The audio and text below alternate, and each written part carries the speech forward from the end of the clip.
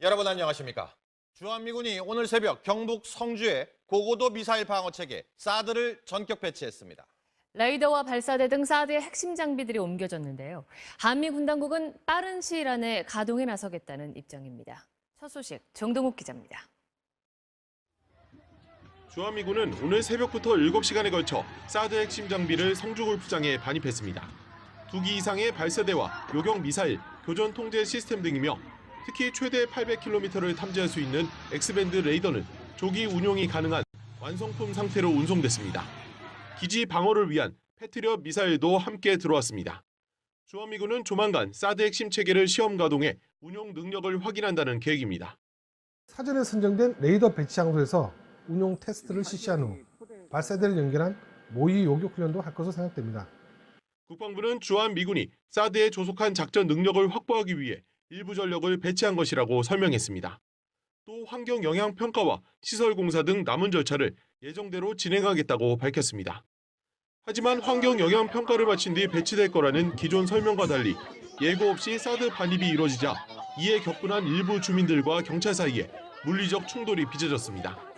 그러나 미국 국방부는 북한의 핵과 미사일 위협에 대응해 사드 배치를 조속히 마무리하기 위한 거라며 배치 완료를 위해 대한민국과 긴밀히 협력하고 있다고 강조했습니다. MBC 뉴스 정동욱입니다. 사드는 크게 보면 적의 미사일을 탐지하는 이 레이더와 요격을 맞는 발사대로 구성됩니다. 이 발사대는 8발의 미사일을 한꺼번에 쏠 수 있는데요. 이 레이더 주변에 6대의 발사대가 이렇게 부채꼴로 모여 한 개 포대를 이룹니다. 이 사드의 핵심이라고 할 수 있는 장비들이 성주 기지에 전격 반입되면서 시험 가동도 임박한 것으로 보입니다. 커지는 북한 도발 위협 속에 국내 대선 전국이 맞물리면서 사드 배치가 속도를 내고 있습니다. 김재용 기자입니다. 북한이 지난달 서해 동창리에서 실시한 로켓 엔진 실험입니다. 이날 공개된 신형 고출력 엔진은 사거리 5,500km 이상의 대륙간 탄도미사일 ICBM 엔진인 것으로 분석됐습니다. 핵탄두 소형 경량화와 함께 이 같은 북한 미사일 기술의 고도화로 한미 군 당국은 사드 체계 조속한 가동이 불가피하다고 강조해왔습니다. 오늘 사드의 핵심 장비인 사격 통제 레이더가 완성품 상태로 들어온 데다 배치 지역인 성주 골프장 내 별도의 시설 공사가 필요하지 않은 것도 조기 배치의 배경으로 여겨지고 있습니다. 특히 2주 앞으로 다가온 국내 대선 일정도 고려됐다는 분석입니다. 확장 억제의 핵심인 사드의 배치 여부가 대선 이후 불투명해지는 것을 막기 위한 선제적 대응으로 보입니다. 사드 장비와 함께 미군이 패트리엇2 미사일도 함께 수송하는 장면이 포착돼 한미 군 당국은 성주 지역과 사드 포대에 대한 방어 체계를 구축하는 작업도 동시다발적으로 진행 중인 것으로 전해졌습니다. MBC 뉴스 김재홍입니다.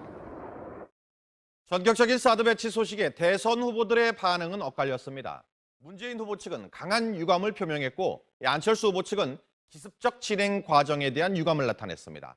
홍준표, 유승민 후보 측은 환영했습니다. 조영익 기자입니다. 더불어민주당 문재인 후보 측은 이번 사드 배치가 국민 의사와 절차를 무시했다며 강력한 유감을 표명한다고 밝혔습니다. 특히 차기 정부의 정책적 판단 여지를 원천 차단하는 것이라며 매우 부적절했다고 비판했습니다. 이제라도 절차를 무시한 이동 배치를 중단하고 차기 정부에서 이 문제가 최종 결정되도록. 국민의당 안철수 후보 측은 최근 사드 배치 찬성 쪽으로 당론을 바꾼 만큼 배치 중단을 요구하지는 않았습니다. 다만 사드의 기습 배치와 주민과의 물리적 충돌에 유감의 뜻을 밝혔습니다.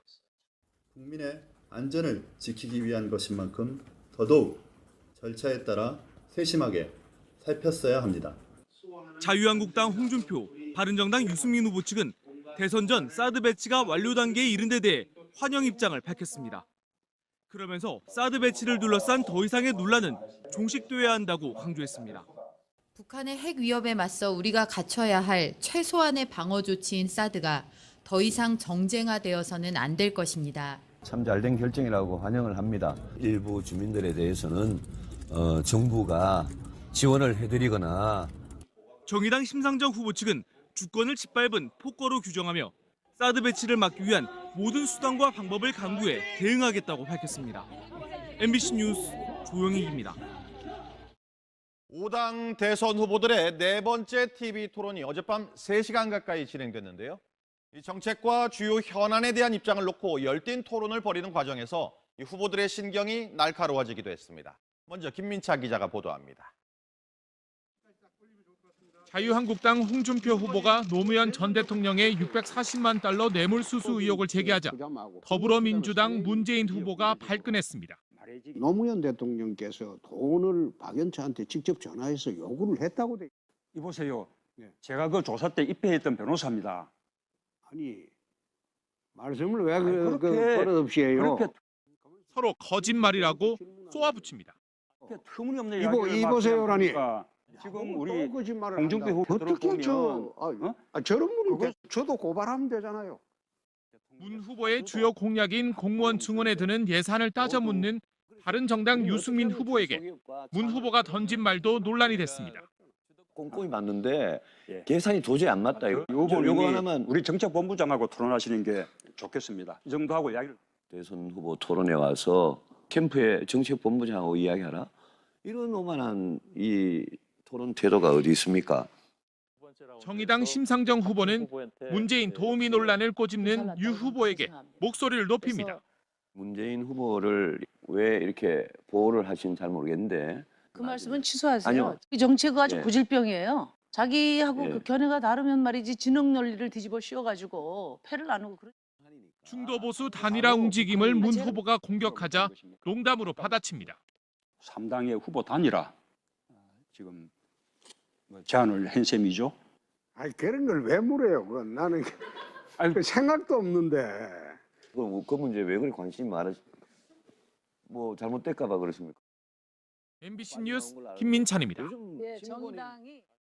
어제 TV 토론은 이전 토론에 비해 정책에 대한 공방이 다소 활발해졌다는 평가를 받고 있는데요.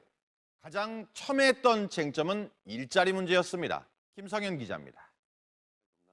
유승민 후보는 문재인 후보의 공공부문 일자리 81만 개 공약에 재원 문제를 따졌습니다.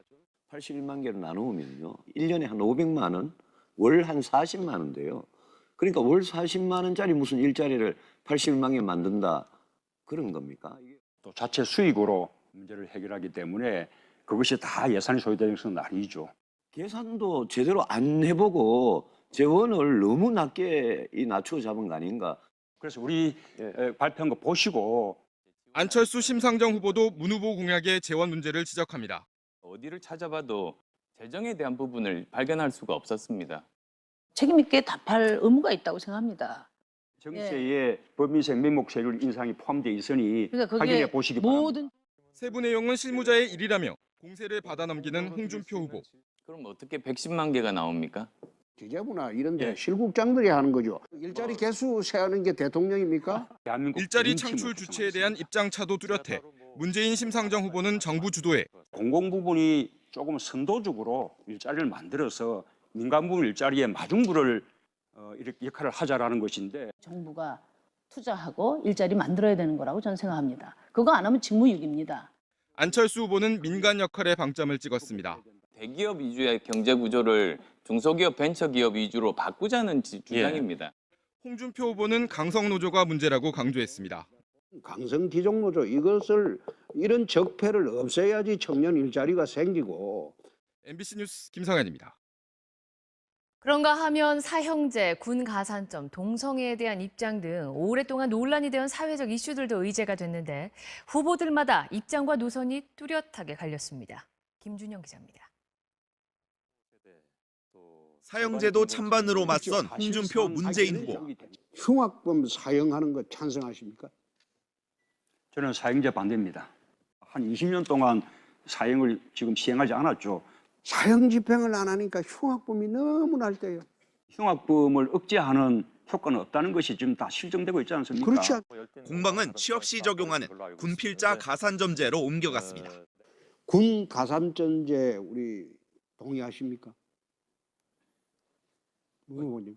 군대 갔다 온 분들은 호봉을 가산해 준다든지 크레딧을 준다든지 다른 방식으로 5.18 그 유공자는 가산점을 줘도 되고 군 복무자 갔다 온 사람은 가산점 안 주는 게 옳다. 그런 취지네요. 군대 내 성폭력 문제는 동성애 찬반으로까지 번졌습니다. 동성애 반대하십니까? 반대하지요. 동성애 반대하십니까? 그럼요. 동성애는 그 이제 반대하는 것이죠. 네, 저는 뭐 좋아하지 않습니다. 합법화 찬성하지 않습니다. 심상정 후보의 입장은 달랐습니다. 저는 이성애자지만 성소수자들의 인권과 또 자유가 존중되어야 한다고 생각합니다. 매우 유감스럽다는 말씀을 드립니다. 토론회 여파로 동성애 반대 입장을 밝힌 문 후보에게 항의하는 일까지 일어났습니다. MBC 뉴스 김준영입니다. 대선 막판에 최대 변수로 떠오른 중도 보수 단일화는 후보들의 선을 그으면서 일단 논의가 중단된 모습입니다. 하지만 파급력이 만만치 않을 걸로 분석이 되면서 더불어민주당도 아주 예민하게 반응하고 있습니다. 박세함 기자입니다. 바른정당의 3자 단일화 추진 움직임을 일제히 일축했던 홍준표, 안철수, 유승민 후보. 바른정당에서 그 존립이 문제되니까 자기들 살 길 찾아서 떠드는 걸. 선거 전에 그런 연대는 저는 없다고 100번도 넘게 말한 것 같은데. 후보 동의 없이는 그거는 단일화 안 되는 거는 문 후보님 잘 아실 겁니다. 홍준표 후보는 유승민 후보에 대해선 먼저 나서서 노력하진 않겠다며 선을 그었습니다. 안 하려고 하는 사람 억지로 딜고 결혼하자고 할 수 없잖아요. 대신 새누리당 조원진, 국정원장 출신 남재준 후보와의 보수 단일화로도 충분하다고 자신했습니다. 박근혜 대통령 지지율의 득표율의 80%만 목표로 합니다. 지금 급속히 복원 중에 있습니다. 안 후보도 단일화를 말한 것 자체가 음해라고 비판했습니다. 후보 단일화 하지 않고 국민만 믿고 가겠다고 수없이 말씀드렸습니다. 거짓말로 이득 보려는. 중도 보수 시민단체 주도로 열린 단일화 원탁회의는 바른정당만 참석했습니다. 1위를 달리는 후보가 나라를 맡아서는 큰일 나겠다. 더불어민주당은 경계심을 늦추지 않았습니다. 권력욕 때문에 적폐 세력과 손을 잡는 행위는 대선 후에 아마도 공중분해까지 각오해야 하지 않을까. 대선 전 인위적 단일화보다는 집권 후 통합정부를 염두에 둔 이른바 표모리식 연대 가능성이 높다는 분석이 나온 가운데 각 당은 물밑 움직임을 주시하고 있습니다. MBC 뉴스 박세함입니다. 문재인 후보를 둘러싼 의혹과 그에 관한 공방이 오늘도 이어졌습니다. 아들 취업과 북한 인권 결의안 기권에 대한 논란은 뜨거웠습니다. 육덕수 기자입니다. 한국고용정보원이 2007년 문재인 전 청와대 민정수석 아들의 특혜 취업 의혹을 무마하기 위해 계약이 종료된 직원들까지 재입사시켰다는 주장이 나왔습니다. 문준용의 특혜 채용 내역이 당시 사회 문제화되고 있는 상태에서 더 이상 번지지 않기 위해서 근무하지 않은 기간까지 소급해 재계약을 해주는 대신 이런 내용이 유출될 경우 합의가 무효라는 약속까지 받았다고 주장했습니다. 분의 아들이 낙하산을 온다더라. 그런 얘기를 직접 들었습니다. 예. 아는 사람들은 다 알고 있었죠. 이 같은 의혹 제기에 대해 문 후보 측은 고용정보원이 해명할 일이라고 일축했습니다. 2007년 노무현 정부가 유엔 인권 결의안 표결에 앞서 북한 측의 입장을 물어봤다는 의혹에 대해 문 후보 측 홍익표 대변인은 이미 기권 방침을 정한 상황이었지만 북한의 반응에 따라 찬성할 수도 있었다고 설명했습니다. 기권을 결정이 내려져 있는 거고 찬성을 해도 괜찮은 뚜렷한 확신이 선다면 그때 가서 바꿀 수 있다는 건데 이런 설명이 북한에 결국 물어봤다는 것 아니냐는 의혹을 더욱 키웠습니다. 북한이 만약에 찬성에 반대 안 한다면은 찬성했을 것이라고 지금 홍 의원이 지금 고백하고 있지 않습니까? 결정을 한 상태에서 그 결정을 뒤바꿀 수 있을 만한 또 다른 것이 오면 그 결정을 바꿀 수 있는 거죠. 안 그렇습니까? 표 의원이 지금 송민순 장관하고 사실상 같은 이야기를 하고 있습니다. MBC 뉴스 육덕수입니다. 열띤 TV 토론을 벌인 대선 후보들. 오늘은 전국 곳곳을 누비면서 다시 표심 잡기 행보를 이어가고 있습니다. 대통령 선거가 채 2주도 남지 않았습니다. 후보들의 발걸음도 더 빨라지고 있습니다. 홍승욱 기자입니다. 퇴역 군인과 경찰 등 천여 명이 더불어민주당 문재인 후보의 지지를 선언했습니다. 부패 기득권 세력은 안보를 말할 자격이 없습니다. 가짜 안보 세력과 단연히 단호하게 맞서겠습니다. 이어 포천을 찾은 문 후보는 안보 행보로 한미 양국이 참가하는 통합화력 격렬 훈련을 참관했습니다. 자유한국당 홍준표 후보는 박근혜 전 대통령에 대한 탄핵의 부당함을 거듭 강조했습니다. 탄핵 표결 당시 국회의원이었다면 반대표를 던졌을 거라면서 헌법재판소가 탄핵 인용 결정을 한 건 문재인 후보가 두려워서라고 강조했습니다. 헌법재판이 아니다. 민중재판이다. 촛불이 겁이 나니까 문재인 후보가 탄핵이 안 받아들여지면 민중혁명을 하겠다고 보수를 불태워버리겠다고 했습니다. 이런 막말을 그 문재인 후보 하는 거 보고 겁이 난 겁니다. 국민의당 안철수 후보는 춘천을 시작으로 강원도 첫 유세에 돌입했습니다. 원내 의석 하나도 없이 프랑스 대선에서 돌풍을 일으킨 마크롱 후보와 자신을 비교하며 기득권 정치 타파에 힘을 실어달라고 호소했습니다.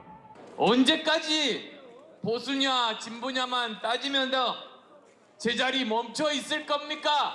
제가 통합의 가교 역할 하겠습니다. 통합의 나라 만들겠습니다, 여러분. 바른정당 유승민 후보는 서울 도심에서 젊은 유권자들을 상대로 지지를 당부했고 정의당 심상정 후보는 울산 현대중공업을 방문해 노동계 표심을 다졌습니다. MBC 뉴스 홍승옥입니다. 북한이 어제 김정은이 지켜보는 가운데 실시한 사상 최대 규모의 화력 시범 훈련 모습을 공개했습니다. 재래식 무기를 총동원해 미군을 타격하겠다고 으름장을 놓긴 했지만 도발 위협 수위를 조절하며 이 미국의 반응을 살피려는 의도가 담긴 것으로 보입니다. 김세진 기자의 보도입니다. 북한 강원도 원산 비행장에 도착한 김정은이 리무진을 타고 북한군의 사열을 받습니다. 이어 해변 1km에 도열한 수백 대의 자주포들이 일제히 사격을 시작합니다. 잠수함들이 미국 함정으로 설정한 섬에 어뢰를 발사하고 전투기들의 폭격도 이어집니다. 적 함선들의 강력한 어뢰 공격을 들이대었고 폭탄들이 불소나기 마냥 쏟아졌습니다. 북한은 재래식 무기를 총동원해 대규모 화력을 선보였지만 매일같이 꺼내던 미국 본토 핵타격 위협은 빠졌습니다. 김정은도 미국을 언급하지 않았습니다. 최고령도 자동지께서는 가슴이 후련하게 정말 잘 쏜다고.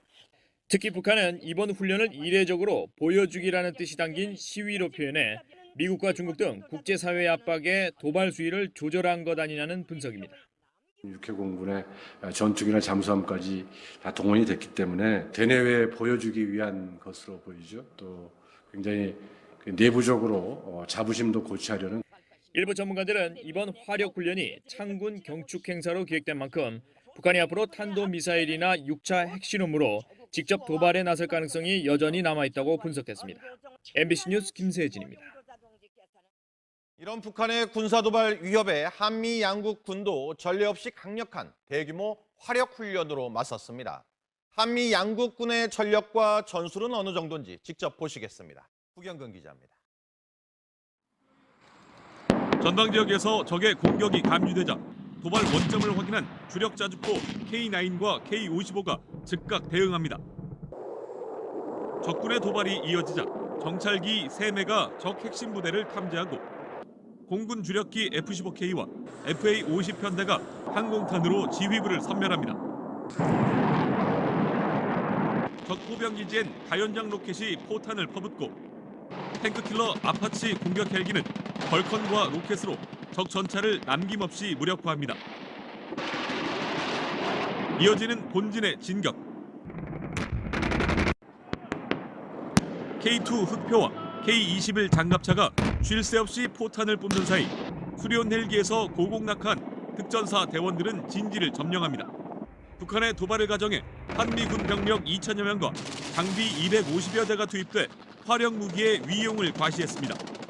강한 자부심과 함께 전투에 투입되면 반드시 승리할 수 있다는 자신감을 갖게 되었습니다. 미군도 A-10 공격기와 브래들리 전차 등을 투입해 우리 군과의 연합작전 능력을 점검했습니다. What I can say is, if we did have to fight tonight, we are ready to do so. 통상 대통령 재임 기간인 5년 내 한 번 실시하는 화력 격렬 훈련은 고조되는 북한의 위협에 맞서 이례적으로 1년 8개월 만에 다시 이루어졌습니다. MBC 뉴스 구경근입니다. 이런 가운데 트럼프 미국 대통령은 시진핑 중국 국가주석이 정말 힘이 있다면서 극찬을 아끼지 않았습니다. 북한의 6차 핵실험을 막았다는 건데 미국은 다음 단계로 국제사회의 강력한 협조를 촉구할 예정입니다. 워싱턴 박승진 특파원입니다. 트럼프 대통령이 백악관에서 보수 매체 기자들과 간담회를 하면서 시 주석은 북한에 대해 정말 힘이 있다. 끔찍한 충돌 우려에 처한 우리를 도와줬다고 극찬했습니다. 그런데 어떻게 중국을 환율 조작국으로 지정할 수 있겠냐고도 말했습니다. 사실상 중국 덕분에 북한의 6차 핵실험이 저지됐다는 얘기입니다. 미국은 다음 단계로 국제사회를 통해 북한을 더 압박하기로 했습니다. 국무부는 북한의 자발적 변화는 기대하기 어렵다면서 오는 28일 유엔 안보리에서 각국의 역할을 촉구하기로 했습니다. And it is incumbent on every member of the UN to carry out or to enforce those sanctions to the utmost. 의회 분위기는 더 강경합니다.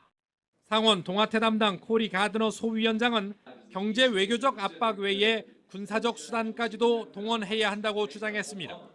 또 트럼프 대통령은 중국의 사드 보복 조치를 분명히 비난해야 한다고 지적했습니다. 지금 시점에서 개성공단 재가동과 햇볕 정책 재개는 현명하지 못하다는 주장도 나왔습니다. The new South Korean government cannot afford ideological indulgences in a renewed engagement or sunshine policy. 북한은 도발을 늦추지 않을 것이라는 분석 속에 초강경 압박 대응의 목소리가 잇따르고 있습니다. 워싱턴에서 MBC 뉴스 박승진입니다. 술자리 시비 끝에 동료를 숨지게 한 한겨레 신문의 기자가 폭행치사 혐의로 구속됐습니다. 과거 기사에 대한 언쟁이 발단이 됐던 걸로 드러났습니다. 오유림 기자입니다. 한겨레 신문 안모 기자가 구속됐습니다. 영장 실질 심사를 맡은 서울중앙지법 강부영 영장전담 판사는 사안의 중대성을 고려할 때 구속의 사유와 필요성이 인정된다며 구속영장 발부 이유를 밝혔습니다. 안 기자는 어제 예정됐던 피의자 신문을 포기했습니다. 변호인은 유족에 대한 죄송함과 본인 행동에 책임을 지겠다는 안 기자의 뜻이었다고 밝혔습니다. 안 기자는 지난 22일 새벽 같은 회사 선배인 52살 손모 기자와 술을 마시다 다툼을 벌인 끝에 부상을 입혀 결국 숨지게 한 혐의를 받고 있습니다. 손 기자는 테이블 의자 모서리에 가슴을 부딪혔고 부검 결과 외부 충격에 의한 간파열이 사망 원인이었습니다. 경찰 조사 결과 시비의 발단은 기사 때문이었습니다. 두 사람은 1년여 전 공연 담당 기자였는데 사건 당일 과거 안 기자가 쓴 기사를 두고 언쟁을 벌였고 결국 몸싸움까지 이르게 된 겁니다. 안 기자의 신병을 확보한 경찰은 추가 조사를 벌인 뒤 이르면 이번 주 안에 사건을 검찰에 송치할 예정입니다. MBC 뉴스 오유림입니다.